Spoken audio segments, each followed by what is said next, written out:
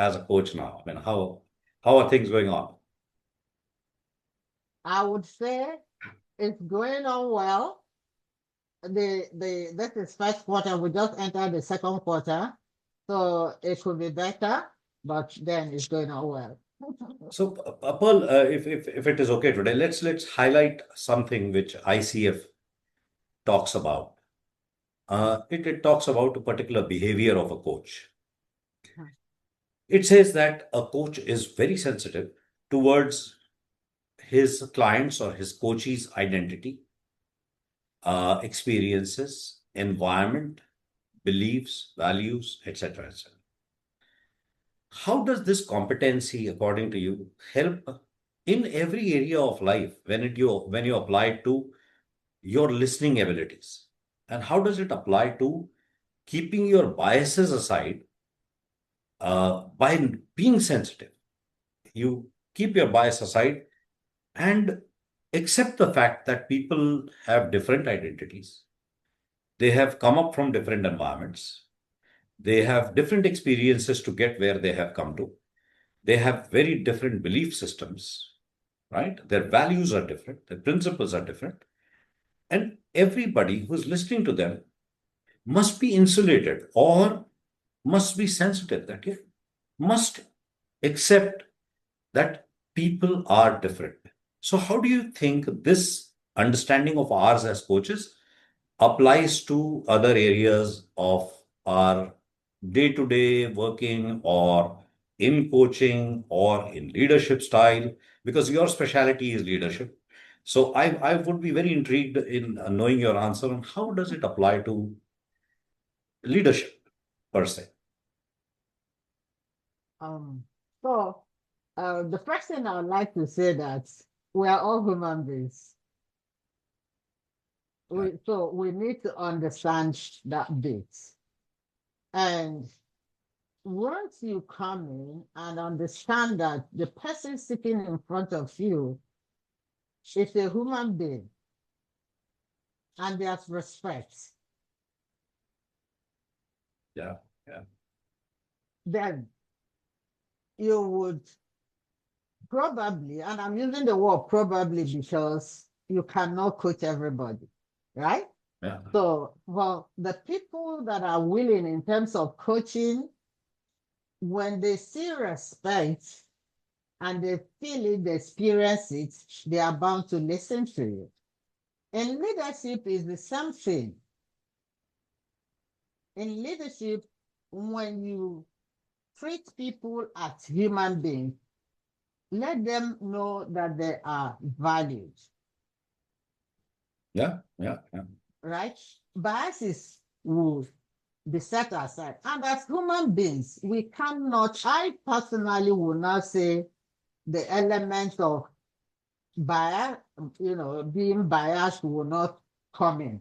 Now, when you experience it, or what I do as a leadership coach, when I experience that, or I have a feeling that, oh, it's as if I'm beginning to, there's this voice in me. I don't shut it down, but I would just be genuinely curious. And what do I mean by being genuinely curious? As a coach, yes, we show empathy, but we need to be real. So when you sense something or perceive something, be bold enough and respectful enough to check with your client, or that's your direct report, or whoever in your family, and say, this is what I'm sensing. What's happening? And then you see them open up. For us as coaches, we are able to create that safe space. Once we're able to create that kind of condition where they can come in, they will open up for you. So open up to you rather. So whether it's bias, whatever culture they are coming from, whatever values they have, whatever their baggage or whatever they are coming with, you'll be able to have that honest conversation and you will be able to appreciate this is where this person is coming from. Brilliant. And Brilliant. then the conversation can flow. Very, very insightful thought, Pearl. You actually applied this whole thing to leadership, accepted people as human beings. And at the end of the day, I personally feel that, whatever we are today is either we want to be identified as someone or we are there because of the experiences that we've gone through and or the environment that we have grown in or the belief system that we follow. And the belief system may be extended to values and principles which we have been taught by our teachers, our parents. That is one of the reasons why we are here. If people brand us as baby bloomers or Gen Zs or millennials, or, that is being assumptuous according to me. Absolutely. If we are sensitive, that, okay, like you said, they're human beings. They have different identity. They have different targets towards their identities that they would like to exhibit. They had different experiences. Our generation started with, making telephone calls by dialing telephone numbers. Today, most of our memory, we've transferred it on our smartphones, right? So their experiences and their environments and their platform from where they started is totally different. And if as a coach or as anybody who is talking or having a communication with the other person, if he becomes sensitive and acknowledges that, yes, we all are different, and you very correctly pointed out that if we have that mindset of curiosity, we are the ones who will learn a lot about different kind of experiences, different quest for identities, different environments. We will learn more about it. And I personally believe as a coach that if the coach at the end of the conversation has not learned anything about the person, then the coaching is incomplete. The coachee may get what he wants, but if the coach hasn't learned something or the coach hasn't had an insight, then there is something wrong. The coaching may have gone towards being directive or leading or suggestive or giving advice, not being curious about the person whom you are talking to. So I personally feel that it helps us when we are sensitive towards these various factors. I feel that we become non-assumptuous, non-judgment, and we can then, only then, if we are non-assumptions and non-judgmental, only then can we create a mindset of curiosity and learn from everybody we speak to. What do you think about what I just said? No, that's beautiful. I mean, you properly captured it and also expanded the scope. Um, Especially when you talked about the biases or the different experiences they are coming with. And when, especially when you also then reference the leadership, which I briefly talked about. So this identity or whatever levels is actually at the core or center of leadership coaching. It's at the core. And what do I mean by that?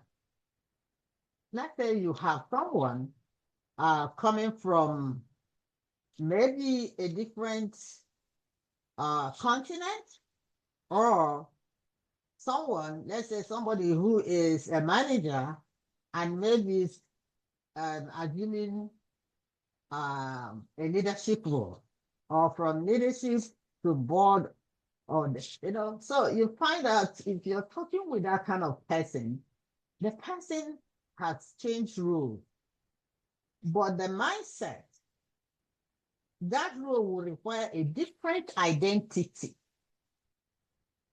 Yeah, yeah. or a different mindset. Now, if you now judge the person that this is what this role requires, maybe you're not doing delegation as you should, you're still getting involved in all the activities, then you miss that person. And that's why whoever we're engaging, you need to be fully present to begin to see some of those patterns, because those patterns will show either through their language patterns or even facial expression or body language. They will all show up in one way.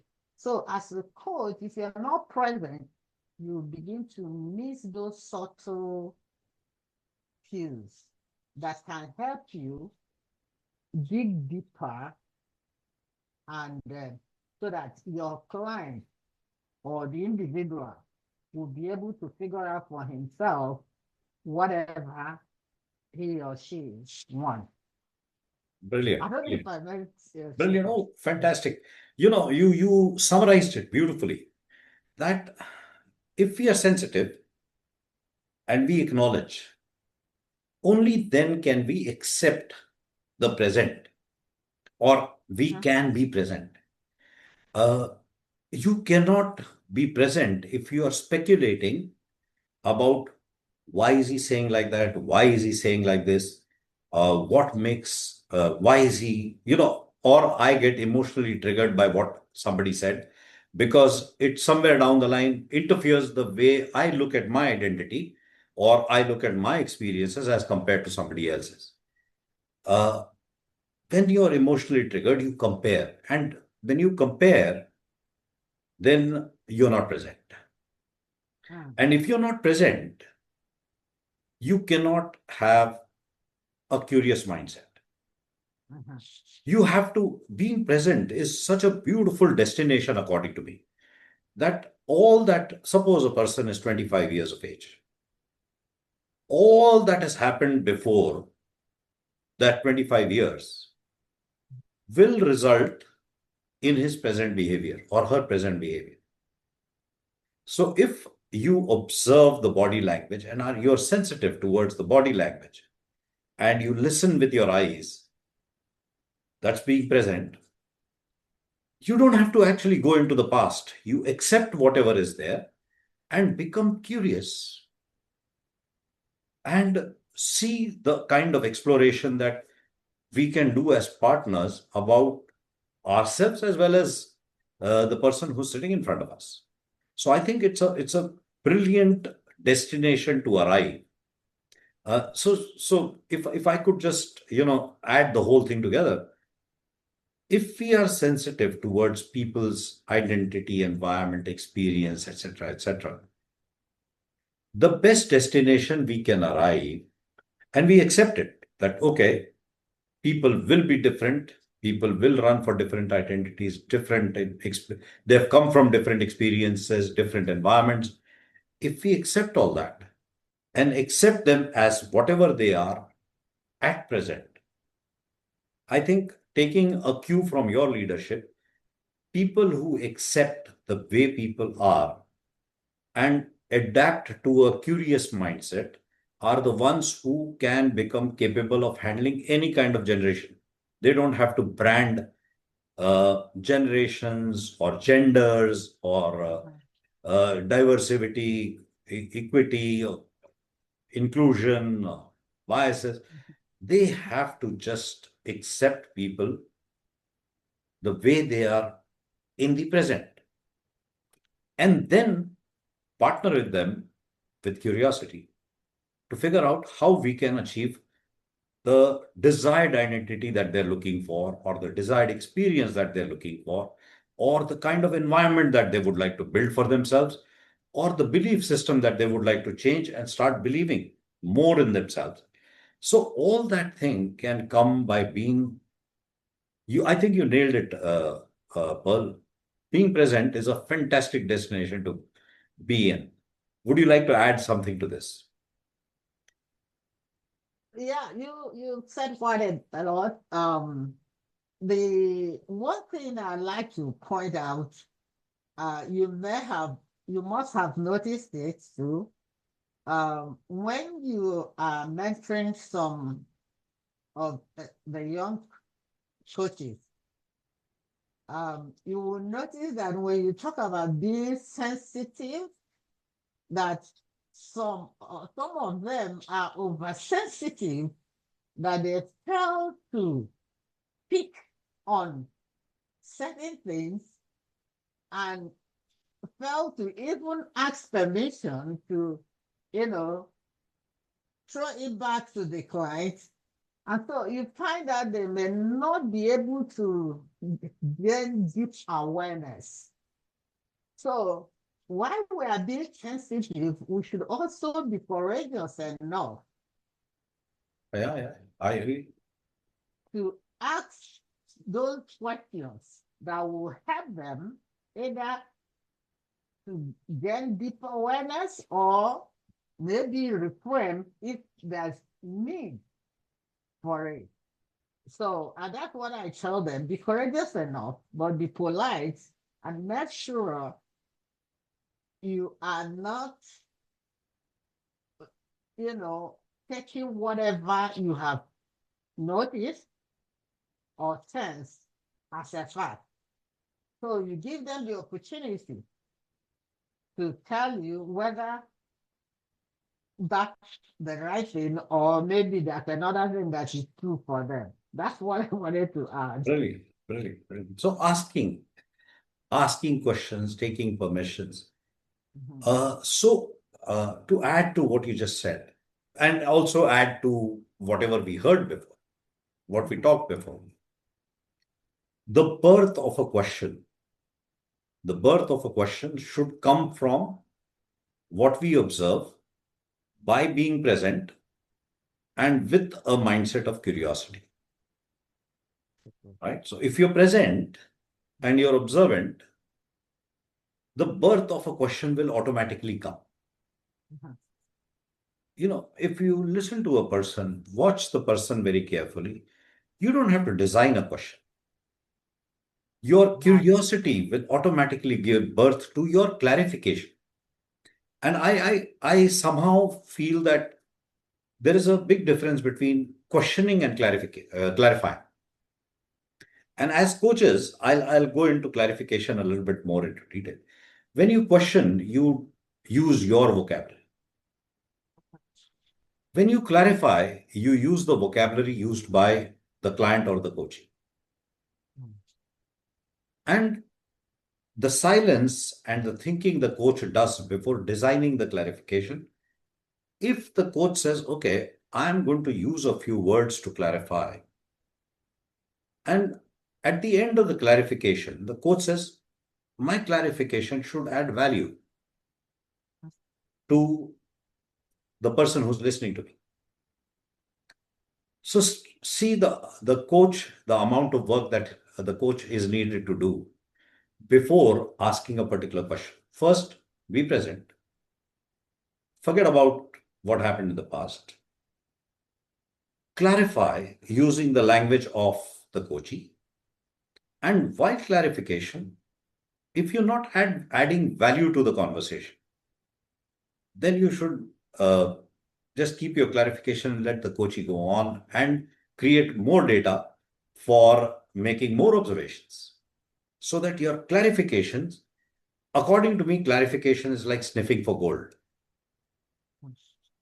When you clarify, when a coach clarifies, he looks for the gold that is hidden in the statements made by the coachee or the client.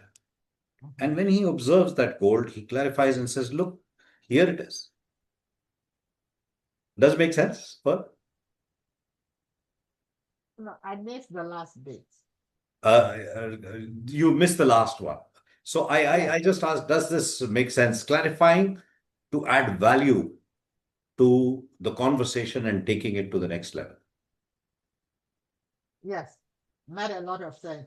I mean, I'm more particularly intrigued when you explain the bit that when you want to ask a question, um, you use the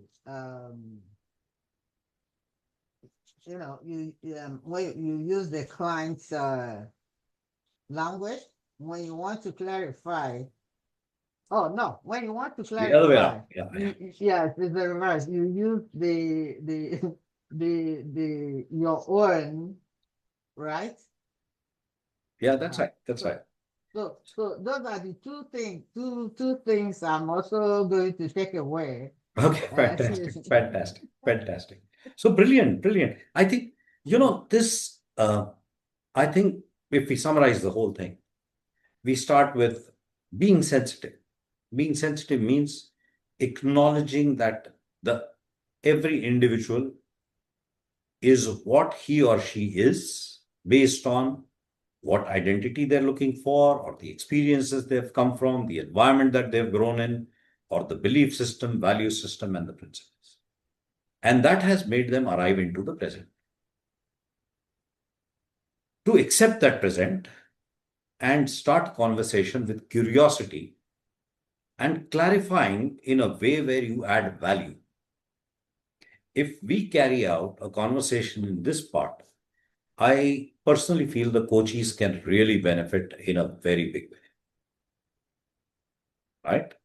So, based on whatever we spoke today, what do you think are the two messages that you would like to give? One, to the people who are following um, or already into the coaching profession, and two, to the people who want to embrace coaching as a profession. Okay, so first, to people who are already into coaching professions. So my word for them would be whatever you're doing, hold presence as a great tool, protect it, invest in it, return to it, so that you will be there for your clients. That's for them. And for those who are thinking, oh, should I be a coach? Should I not be a coach?